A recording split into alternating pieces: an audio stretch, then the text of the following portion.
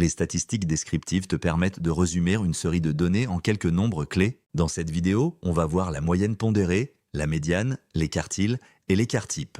On fera 3 exemples progressifs, une erreur fréquente et une astuce bac. Commençons par les définitions essentielles. La moyenne pondérée, c'est la somme de chaque valeur multipliée par son effectif, le tout divise par l'effectif total. La médiane est la valeur qui sépare la série ordonnée en 2 parties égales. La moitié des valeurs est en dessous, l'autre moitié au-dessus. Les quartiles découpent la série en 4 parties. Q1 est la valeur en dessous de laquelle se trouvent 25% des données. Q3 correspond à 75%. L'écart interquartile Q3- Q1 mesure la dispersion de la moitié centrale des données. L'écart type, note sigma, mesure la dispersion des valeurs autour de la moyenne. Plus sigma est grand, plus les données sont étalées. Premier exemple, un élève a obtenu les notes 8, 12, 14, 10 et 16. Pour la moyenne, on additionne toutes les notes, 8 plus 12, plus 14, plus 10, plus 16, et on divise par 5. On obtient 60 divisé par 5, donc la moyenne est égale à 12.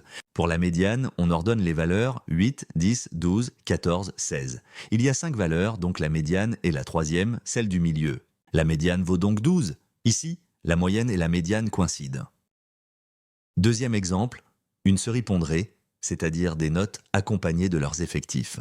Les notes sont 8, 10, 12, 15 et 18 avec les effectifs 3, 5, 8, 6 et 3. On calcule la moyenne pondérée 3 x 8, plus 5 x 10, plus 8 x 12, plus 6 x 15, plus 3 x 18, le tout divise par l'effectif total. Qu'adonne 24 plus 50 plus 96 plus 90 plus 54 sur 25. 314 divise par 25 donne 12,56. La moyenne pondérée vaut donc 12,56. L'effectif total est de 25, un nombre impair, donc la médiane est la 13e valeur dans la série ordonnée.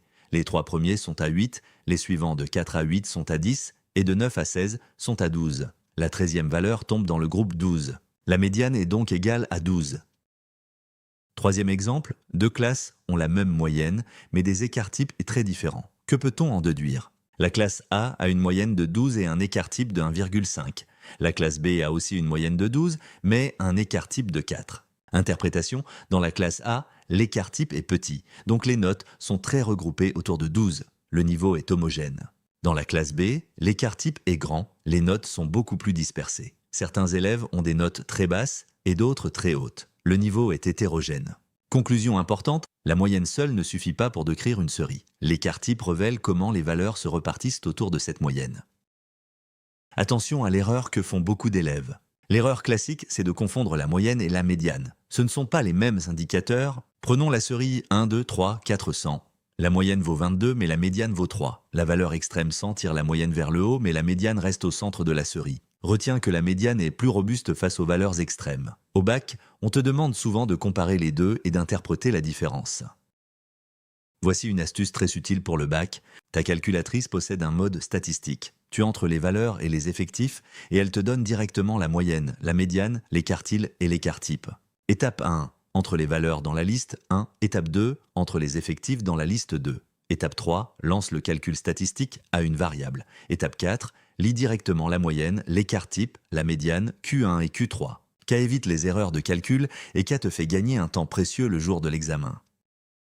Récapitulons les 3 points essentiels. 1. La moyenne est la somme pondérée divisée par l'effectif total. 2. La médiane est la valeur centrale, robuste face aux valeurs extrêmes. 3. L'écart type mesure la dispersion des données autour de la moyenne. Entraîne-toi sur un maths lycée.